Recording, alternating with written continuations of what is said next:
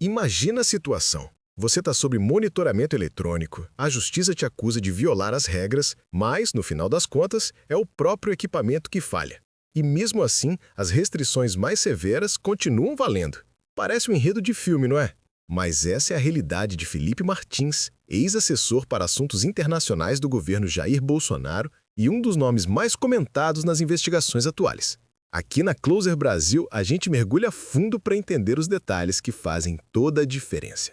E o que aconteceu com Felipe Martins é um exemplo claro de como a justiça, mesmo diante de falhas técnicas, mantém sua vigilância. O ministro Alexandre de Moraes, do Supremo Tribunal Federal, o STF, reconheceu que Felipe Martins não tentou violar sua tornozeleira eletrônica. Essa informação que veio da Gazeta do Povo traz um alívio para a defesa, mas com uma ressalva bem importante. Segundo o despacho assinado na última quarta-feira e divulgado nesta segunda, dia 24, as supostas violações, na verdade, decorreram de problemas técnicos.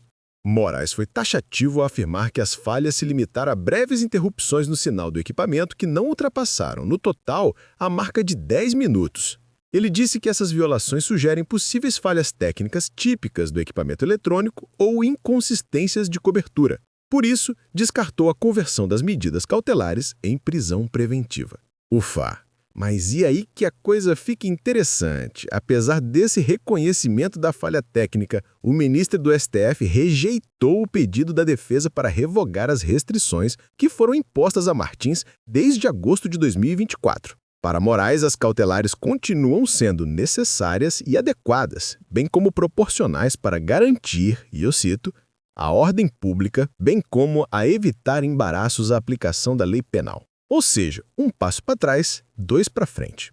Vamos entender melhor como essa história se desenrolou? A Divisão de Monitoramento Eletrônico da Polícia Penal do Paraná foi quem deu o primeiro alerta. Eles relataram que nos dias 23 e 27 de outubro houve movimentos sem sinal de GPS. Imagina o susto! Depois desse alerta, Moraes deu 5 dias para que os advogados de Martins prestassem esclarecimentos sob pena de decretação imediata da prisão do réu. A pressão era enorme, mas a defesa de Felipe Martins não perdeu tempo. Eles afirmaram que a informação inicial da Polícia Penal não mostrava uma violação material. Segundo os advogados, o campo data inicial era apenas uma marcação de horário interna do sistema e levou a uma leitura equivocada da duração do problema. Eles sustentaram que a oscilação real foi de apenas 2 minutos e que o monitoramento registrou uma falha técnica, previsível e involuntária.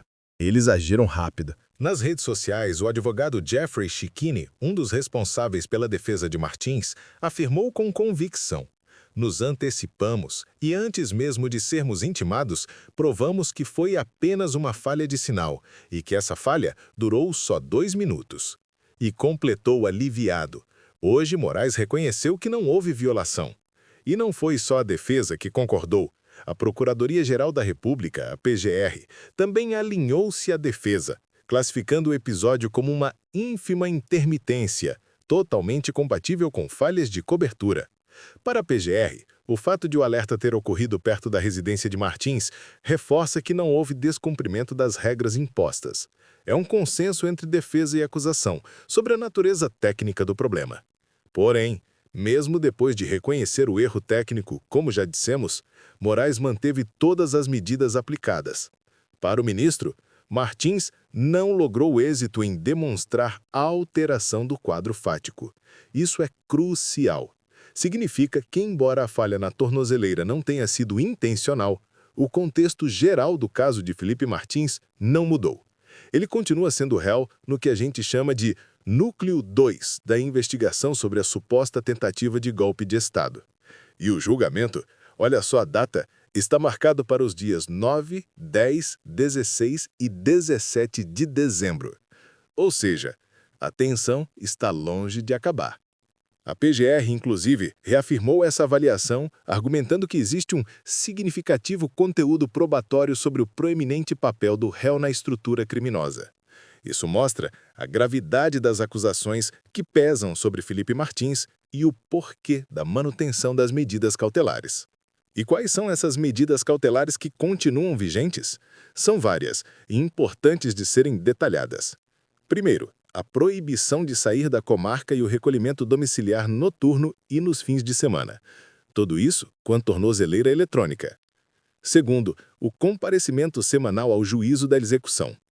Terceiro, a proibição de deixar o país com o cancelamento de todos os passaportes. Quarto, a suspensão de documentos de porte de arma e certificados de CAC. Quinto, e essa é bem relevante, a proibição de uso de redes sociais, com uma multa diária de R$20 mil caso ele descumpra. E por último, a proibição de contato com outros investigados no mesmo processo. Percebe a complexidade do caso? Por um lado, a Justiça reconhece uma falha técnica, o que demonstra uma análise criteriosa das evidências. Por outro, a gravidade das acusações e o papel de Felipe Martins na investigação de um suposto golpe de Estado são tão sérios que as medidas restritivas precisam ser mantidas. É um equilíbrio delicado entre a proteção dos direitos individuais e a necessidade de garantir a ordem pública e a aplicação da lei. A decisão de Moraes, nesse sentido, reforça a ideia de que, embora a tecnologia possa falhar, a vigilância e a seriedade da investigação prevalecem. É um sinal de que, mesmo com pequenos percalços, o processo judicial segue o seu curso, buscando a verdade e a justiça.